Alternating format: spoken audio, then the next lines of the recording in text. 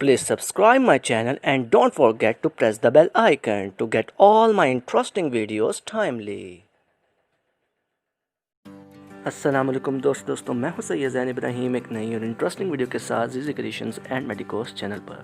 دوستوں آج کا جو ہمارا انٹرسٹنگ ٹاپک ہے وہ ہے ایڈز. ویڈیو سٹارٹ کرنے سے پہلے میری آپ سب لوگوں سے ریکویسٹ ہے کہ آپ نے اس ویڈیو کو سٹارٹ سے لے کر اینڈ تک کمپلیٹ دیکھنا ہے تاکہ آپ سب لوگوں کو میکسیمم فائدہ ہو. تو چلیے سٹارٹ کرتے ہیں آج کے انٹرسٹنگ ویڈیو کو. تو سب سے پہلے بات کرتے ہیں ایڈز کی ڈسکوری کی. 1900s میں یہ رپورٹ ہوا کہ HIV چمپینزی سے ہیومنز میں ٹرانسمٹ ہوا اور 1968 میں مڈ ویسٹ میں اس کے کیسز کچھ دیکھے گئے اور 1980s میں یونائٹڈ اسٹیٹس میں یہ ایپیڈیمک کی فارم میں یہ پھیلنا شروع ہو گیا. اب ہم بات کرتے ہیں ایڈز کے سمٹمز کی. ایڈز بیسیکلی HIV وائرس سے کوز ہوتا ہے.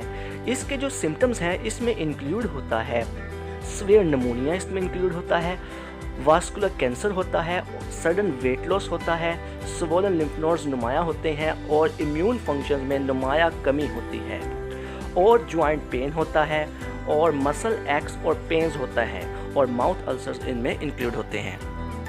اب ہم بات کرتے ہیں HIV کے موڈ آف ایکشن کی. جو میجر سیل انفیکٹ ہوتا ہے HIV سے وہ ہوتا ہے ہیلپر ٹی لیمفوسائٹ، جو کہ امیون سسٹم کا ایک میجر کمپوننٹ مانا جاتا ہے.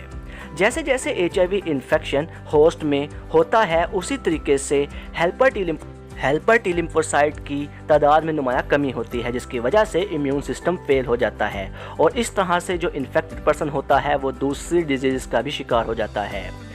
HIV سے CNS کے سیلز بھی انفیکٹ ہوتے ہیں.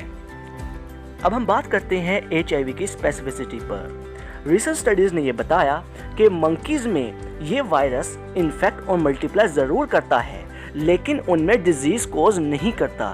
اس کی وجہ سے یہ اندازہ ہوا کہ HIV جو ہے وہ ہوسٹ اسپیسیفک ہوتا ہے.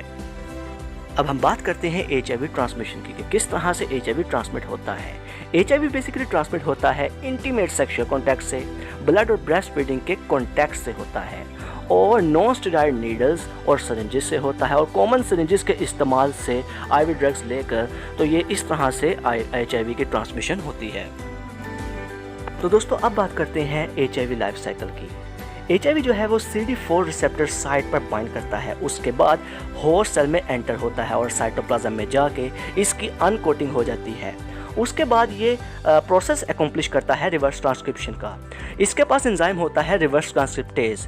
یہ وائرل RNA کو ٹیمپلیٹ کے طور پر یوز کرتے ہوئے DNA کا ڈبل سٹرینڈ بناتا ہے اور اس کے بعد DNA جو ہے نیوکلیس میں انٹر ہو کر ہوسٹ کے کروموسومل DNA میں انٹیگریٹ ہو کر ایک پرو وائرس بن جاتا ہے.